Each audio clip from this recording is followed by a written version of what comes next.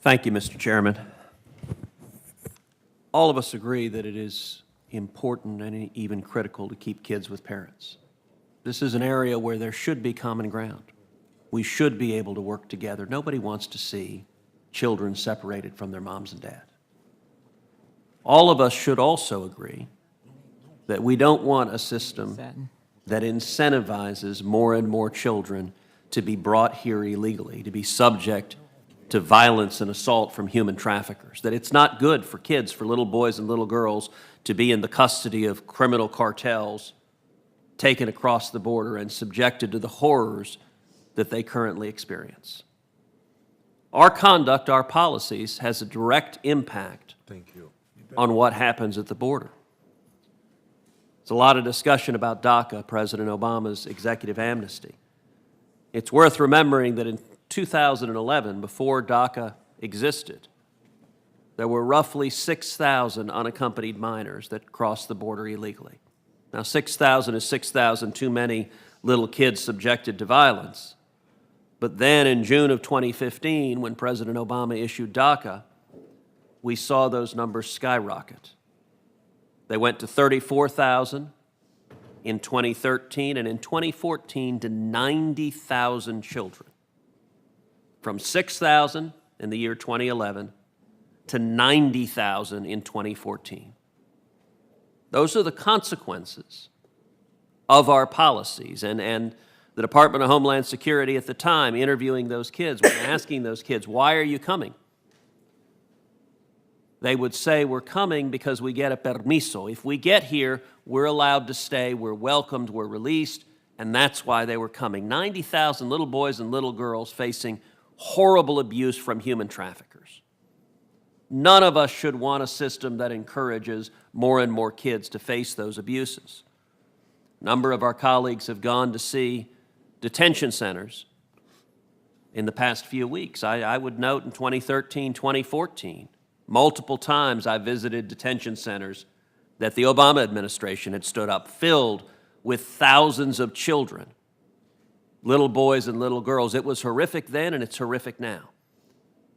Now, I'm glad that President Trump acted yesterday with his executive order. I think it was the right thing to do. I think it was an interim step. The real solution needs to come from Congress, and we can do that. There is agreement, I believe, between both Republicans and Democrats that children belong with their parents. We should codify that agreement. We should put it into law. But at the same time, there are two different ways to do that. Some congressional Democrats have proposed codifying it in a way that would mandate effectively releasing everyone who's apprehended. That would mandate, under the Flores decisions, under existing law, that if kids must stay with their parents and the kids must be released, therefore the parents must be released. If that remains the position of congressional Democrats, that the only outcome that is acceptable is releasing all of the illegal immigrants who are detained, that's not going to be an outcome that's going to pass Congress. That's not going to earn bipartisan support. It may well be a partisan exercise where the Democrats vote for one bill and the Republicans vote for another bill and nothing passes, but that's not going to command the support of both houses of Congress and the President. On the other hand, if we pass legislation, I've introduced legislation, Senator Tillis has introduced legislation, both very similar. If we pass legislation that mandates kids should stay with their parents, we will protect kids and keep kids but with their parents, and we're going to enforce the law. We're not going to release those who come here illegally.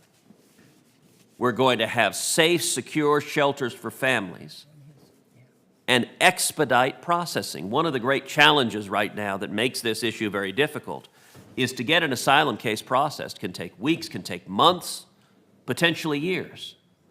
That makes it very, very difficult of what to do with people in dire distress while the case is pending. That's why the legislation I've introduced dramatically accelerates the processing of these claims, doubles the number of federal immigration judges, adds additional resources so that each case can be adjudicated ideally within 14 days, so that you get a resolution if someone has a valid claim for asylum. that claim should be granted. We should resolve it and grant the claim. And if someone doesn't have a valid claim of asylum, that claim should be adjudicated, and they should be returned to their home country promptly. If we expedite the proceedings, that greatly facilitates solving this problem. And so it's my hope that we see genuine bipartisan cooperation on this. Now, I recognize it's an election season. We're a few months out from November, and there are significant attractions to treating this as a political issue. I hope both sides will resist those attractions. If we focus on solving the problem, I will say I've had a number of very positive, encouraging conversations with Senate Democrats. I hope those conversations follow up with real and good faith action, because on my side, and I think this is true of the Republican conference, we want to solve this problem in a way that keeps kids with parents and also respects the rule of law. We can do that, and let me note also, the way to do that is focus on this problem specifically. Don't try to solve every conceivable immigration problem all at once. If this bill turns into a Christmas tree and you get the Gang of Eight and you get this and that and everything else added to it, it's not going to pass. If it's appropriate. The way to actually pass legislation that fixes this problem is focus specifically on keep kids together and follow the rule of law. I appreciate the outreach I've received from Democratic colleagues, and I hope that we can move forward in a bipartisan way to solve this problem together. Several members have urged that we refrain from overheated rhetoric, and I think that would be beneficial in solving this issue. You know, I would note that in the course of this debate, a number of senators draw analogies to Japanese internment camps. In my view, that analogy is both inapt and not helpful for solving this. It is inapt. Look, Japanese internment camps are one of the ugliest chapters of our nation's history. They were grossly wrong and immoral.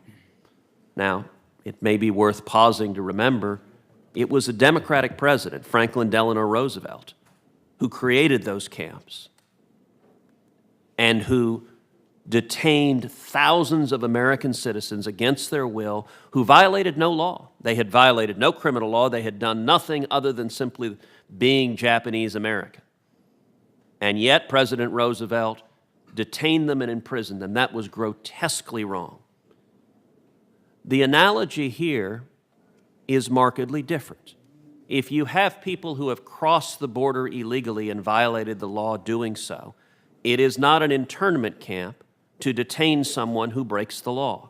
That is based on conduct. It's based on criminal conduct. And using that kind of rhetoric, that if you have someone crossing illegally and you detain them, well, it's just an internment camp, all that does is escalate the emotion and the anger on this issue. And I would encourage all of our colleagues to try to take a step back and focus on, we want kids to stay with their parents, but engaging in insults back and forth, Democrat and Republican, is not going to end up being conducive to solving the problem.